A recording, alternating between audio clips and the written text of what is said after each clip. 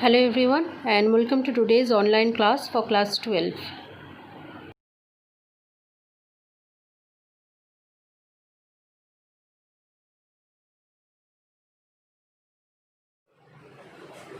Density is an intrinsic property. That is, if you take a crystalline solid, a bulk of crystalline solid, let's take the example of this one. This is a bulk of a crystalline solid. The density for this is the same for the unit cell of this crystalline solid. That is, if this is the unit cell which is forming this crystalline solid, the density of the density of molecules, the density of this unit cell is the same is of the density of the entire bulk, because density by definition is the mass in per unit volume. The mass in per unit volume will be same inside the unit cell as that of in the entire bulk. That's why density of any element forming a cubic unit cell can be determined by determining the density of the unit cell. Now, any unit cell, cubic unit cell, is constructed by particle taking certain positions in the unit cell. Like for simple unit cell, the corners will be occupied by the particles. For FCC, that will be different. There are different positions. For BCC, there are another different position. So a unit cell, cubic unit cell, is formed by certain numbers of molecules occupying certain particular places or sites in the unit cell. Now, supposedly, for this unit cell, the edge length is A, and the numbers of particles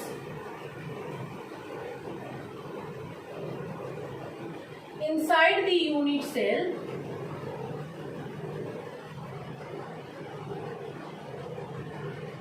equals to Z. Therefore, total volume of unit cell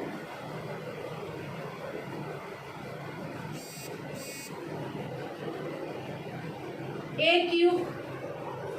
If this is the total volume of unit cell and N is the number, Z is the number of particles inside the unit cell, and each particle mass of each particle the atomic mass of particle, let's take M. Now M is the atomic mass of the particles. Now atomic mass means 1 mole of atom, which comprises Avogadro numbers, Na, numbers of atom or particles,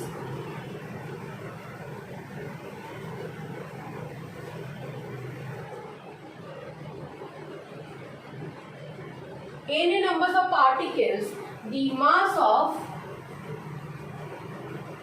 1 mole of particles or Na numbers of particle is M. Atomic mass of particle equals to M. This means that mass of 1 mole of particles or Na numbers of particles is M. Therefore, mass of one particle,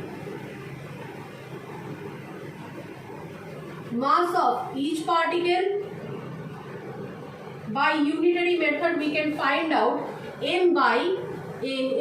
This is the mass of each particle inside this cubic cell. Now this cubic cell comprises of Z numbers of particles. Therefore, total mass of Z number of particles equals to Z multiplied M by Na. This is the total mass of the Z numbers of particles inside the unit cell, which is the total numbers of mass of total numbers of particles inside the unit cell, or we can say that therefore the total mass of unit cell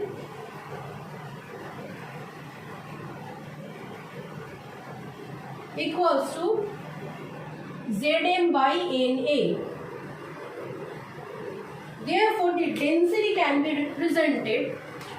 Therefore, density equals to total mass of unit cell divided by total volume of unit cell. Now, total mass of unit cell is Zm by Na and total volume of unit cell is A cube. Therefore, by simplifying, we can say density rho equals to Zm by A cube Na.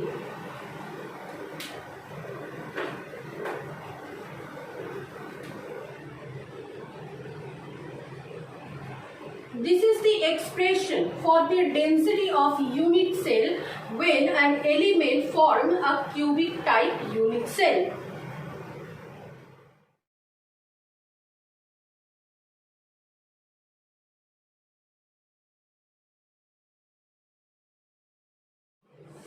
Crystals are formed by an order and periodic repetition of particles, constituent particles. Now, this repetition and orderly arrangement is followed by some particles orderly arrange themselves in a certain points in a crystal lattice. Now, any deviation if occurs during the occupation of particles in their lattice points. Supposedly, instead of this lattice point, the particles occupy this lattice interspatial position. Then the deviation in an orderly and periodic arrangement occurs, which results in a defects in the crystal formation, which defects is known as the point defects.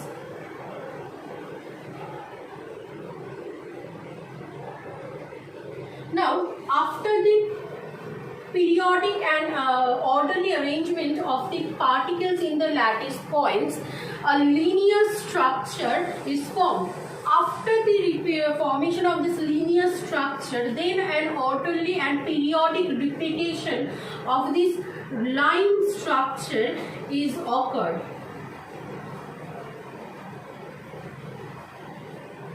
Now, during this repetition, orderly and periodic repetition of these line structures, if any deviation occurs during this repetition of this line structure, then another type of, supposedly the distance between the formed line structure has a specific value.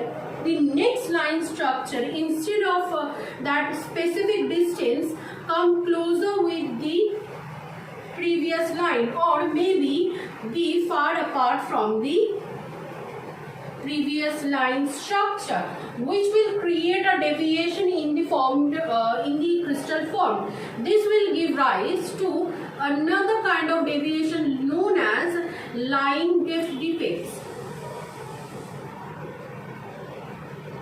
Now, after the formation of this repetition, orderly and periodic repetition of the line structure, and plane of crystal will form. A plane of crystal will form. This plane of crystal again will have a repetition, or they will stack over another layer.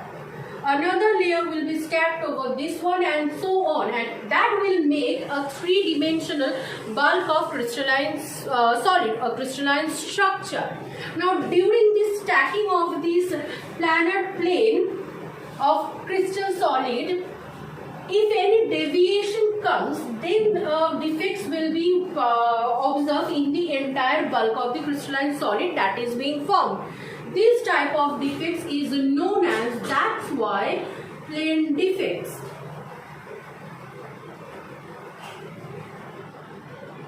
So, in general, we can conclude that any crystalline solid is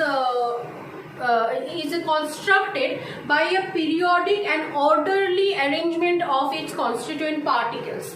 Now, during this orderly and periodic arrangement, if any kind of deviation occurs during this process of preparation, defects or imperfection can be observed in the crystals. This is known as the defects in the crystal form, and there are three types of defects. Depend on the deviation occurs in various stages of the preparation of crystal. Those are point defects, line defects, and plane defects.